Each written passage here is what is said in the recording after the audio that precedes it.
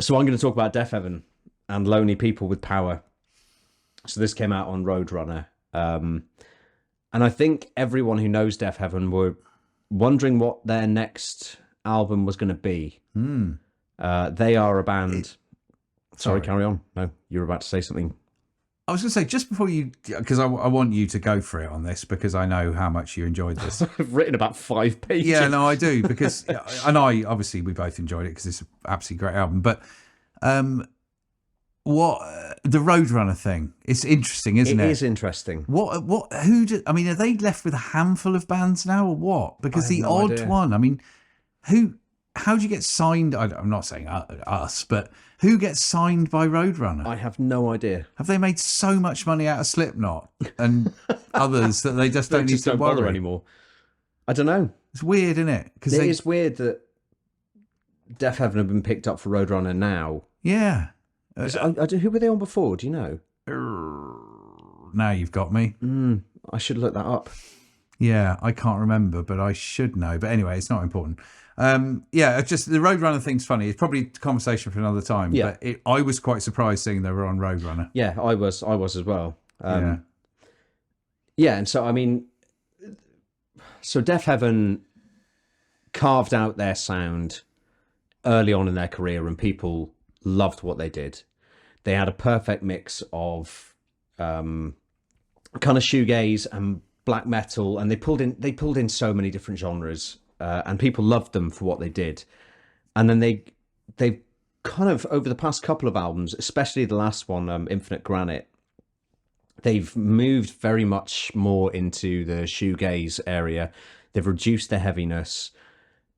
It is still a stunning album. I love that album. I didn't love it as much as, let's be honest, Sunbather. Yeah. Sunbather it was going, I really liked Ordinary Corrupt Human Love, but you could feel it was coming during that. Yeah. And I've got no criticisms about anything they've released. Everything they've done has been really, really good. Sunbather is obviously the one. That's the one that they are known for. That's the one that I imagine even themselves kind of judge themselves against. Yeah. But they have come back. Do you know what I wrote? They've come back with a baseball bat in one hand, a bunch of flowers in the other, and a crown on their head. That's what I wrote. Because they will beat... Well, that's not very black metal, is it? They will beat the shit out of you. They will make you cry. And my God, they have written an absolutely astoundingly good album. It is one of the best things I've heard in a long, long time. And interestingly, just before you get into it, the album, if you're going to get into it, no, I'm not going to bother. That's it. I'm done. You don't need it. It's a great album. It's going to be top of the list. Go and listen to it. What's the point in talking I'll talk about it in December. Their first album before before Sunbather was called Roads to Judah, which I remember listening to a while back, and I did revisit it a bit. And it's funny how, not obviously in the quality of sound, but in you can feel the energy maybe in Lonely People with Power that they had right back at the beginning. So Sunbather was thought out into more atmospherically charged pieces. Roads to Judah, is just raw, and it's got that. Again, so okay, you go. Do you know what? No. That's perfect, because it perfectly rolls on to what I was about to say, which is they've clearly taken the time to look at all of their previous releases. Yeah, and they've spent time, and they've taken kind of everything on this album is inclusive of everything they've released previously, but it's just honed into this distilled, perfect version of everything they've done before. And they've merged it into what is. It's still very much Deafheaven. You know it's Deafheaven because they've always had a very unique sound. But it's Deafheaven tweaked to just be something elevated beyond what they were previously. Yeah, I liked it because it's the heaviest album they've ever done. It is the heaviest, but I think it also, where it isn't heavy, is so intelligent. Absolutely. No, I totally agree. The main thing I'm going to talk about on this... I hadn't finished Oh, my sentence. sorry. I told you I get excited. The main thing I'm going to talk about in this album is the pacing of it, because every song is great. There's not a bad song on here. There is not. I mean, the opening track, Doberman. Well, I've put probably more than 19 stars next to that because it is absolutely faultless. And it's so somber and morose, and it's just brilliant. It is. It's so good. It's by far, I mean, I love the whole album, and as you say, there is not a bad song on it, and the journey is exquisite. But that fucking song, man. So that's not the one I'm adding. Well, but it's clearly the one you need to add two. Put that one on. I'll tell you what, we'll add two. We'll add two off this album. It's got more bloody stars than I've ever given anything. To add the entire fucking album to our playlist, to be honest. Yeah, I mean, that sets you up for what they're planning to achieve so well. Yeah. And then it goes on to Magnolia, which I think we spoke about when it was released as a single, I believe. We did, yes. And it's then again, we talked about Amon Ra's single, and you banged on about that for 20 minutes. Sorry.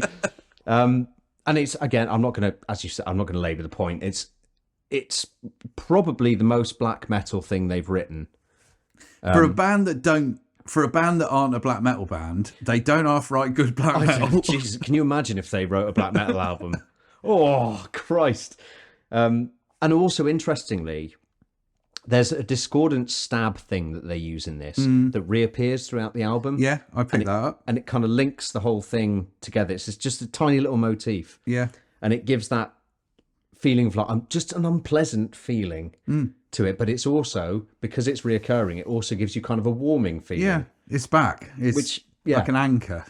Which, again, is exactly what they fucking nail, because they do the same thing with the way they write their songs, because they've got this horrible, discordant, nasty vocal. But it's a lot of the time it's over this stunningly well written, beautiful guitar part. Yeah. And that kind of discordant stab thing that they have in the second track that comes back is the same thing. It's this horrible thing, but it gives you the sense of warmth and familiarity. And yeah, it is clever, really clever. I mean, they're a bloody clever band. They really are. They are. And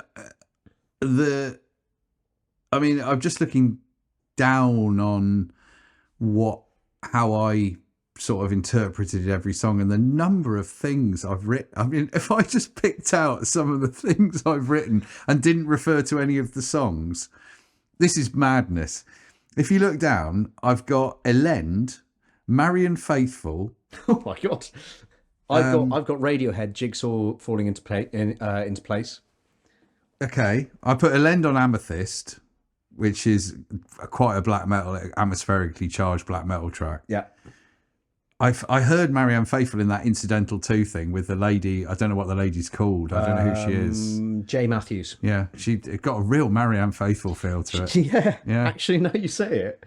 And the only other band, the only reason I'm doing this is because it's funny. There's a song called Body Behaviour. And I wrote down it's got the most classic AC/DC drum beat ever. I mean, it's literally every song. I totally missed that. It's literally every beat Phil Rudd's ever played. Amazing. I mean, it's so AC/DC. It's ridiculous. AC/DC only have one drum beat, don't they? Well, yeah, and it is that beat, and it's exactly the same tempo. I was like, this is crazy. Deafheaven are playing AC/DC. So you mentioned Amethyst. Yes. This is the only negative thing I'm going to say about this entire record, and I'm sure they've done it for a reason. So there's spoken word moments in this. Yeah. Now, to me, the point of spoken word is to hear what they're saying, whether it's Amon Ra or it's in a different language.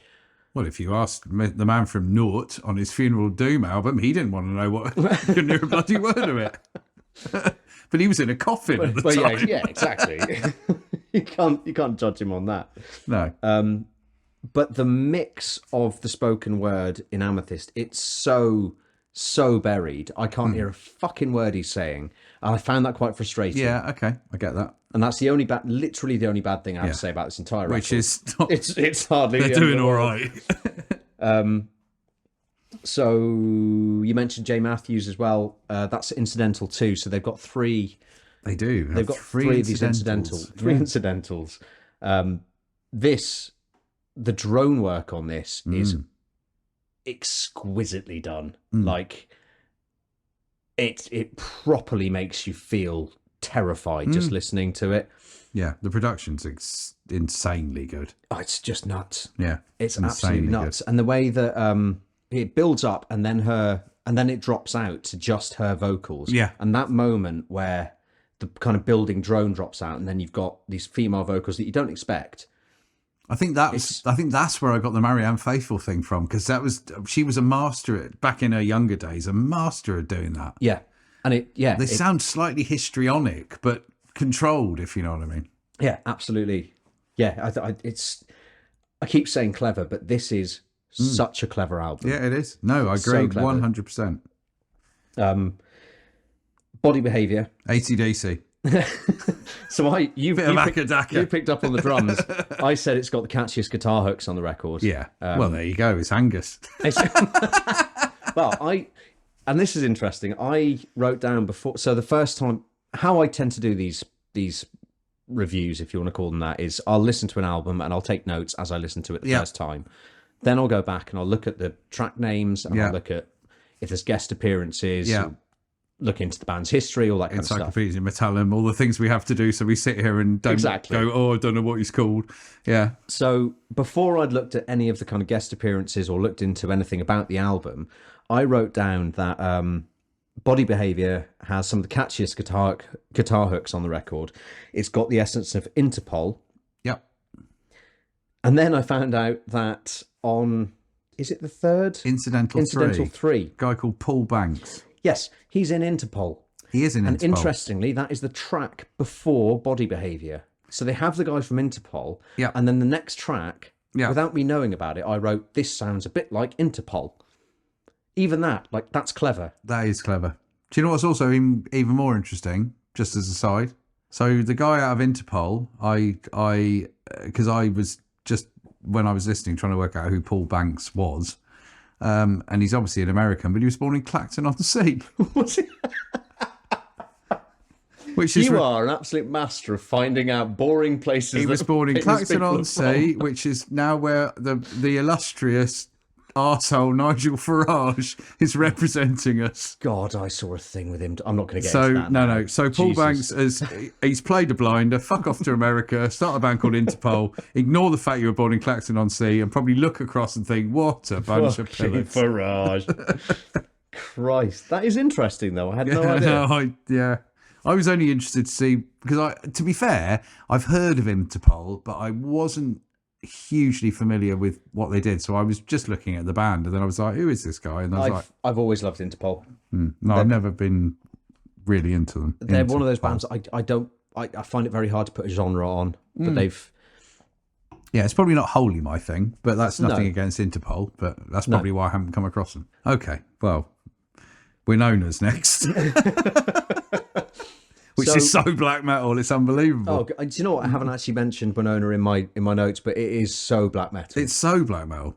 It's probably the most black metal track on the album. It is, definitely. It's by far the most black metal thing they've done. Even though Deafheaven are not a black metal band. No, but they can do black metal. I tell you what, a lot of black metal. They're bands. not a black metal band, but they don't half skirt close to being one at times. Yeah, 100%.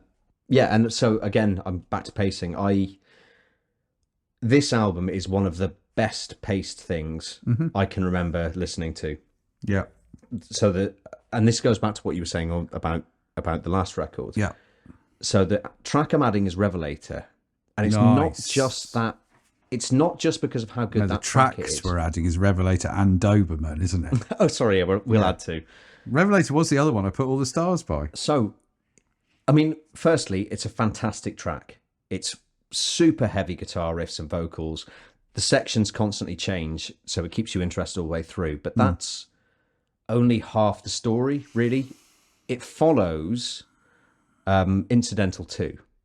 It does. And Incidental 2 is I've forgotten her name. Sorry. I'll call her Marianne Faithfull. There we go. We'll go Marianne Faithfull. So this is the track that has Marianne Faithfull. Yeah. And she's got the kind of melodic mix, and then it comes back really fucking hard at the end. And then it drops off again. And then this track comes in. Yeah. And it is so well placed that if this came after any other track on the album, I don't think I'll be adding it as my track. No. but from what came before it makes this track so much more impactful. It is. I agree. And when it comes in, it's so hard hitting, but sounds slightly dissolved until it really, really hits. Yeah.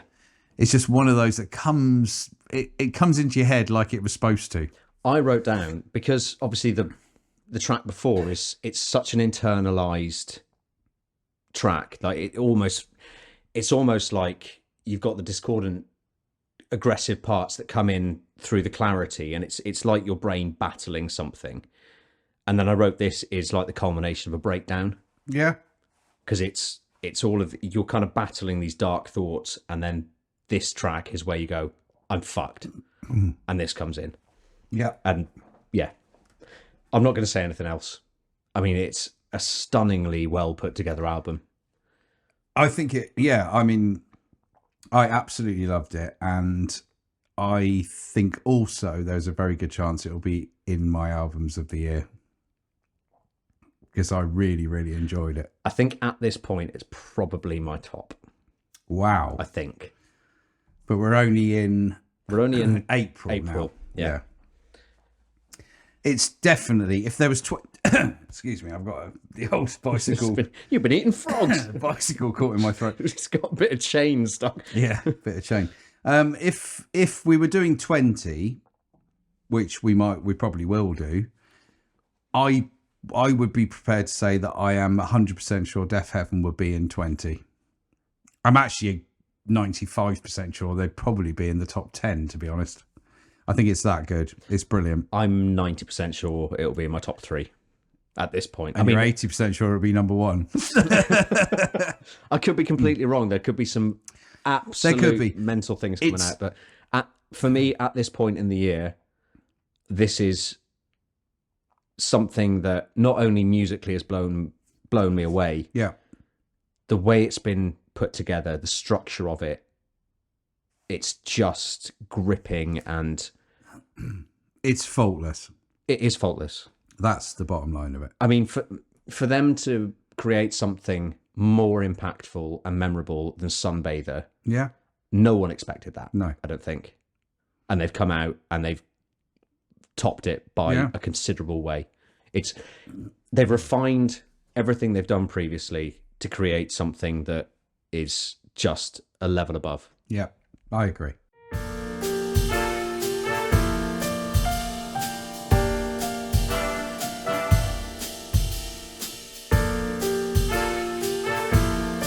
Tasting Notes with Bryn and Jaff.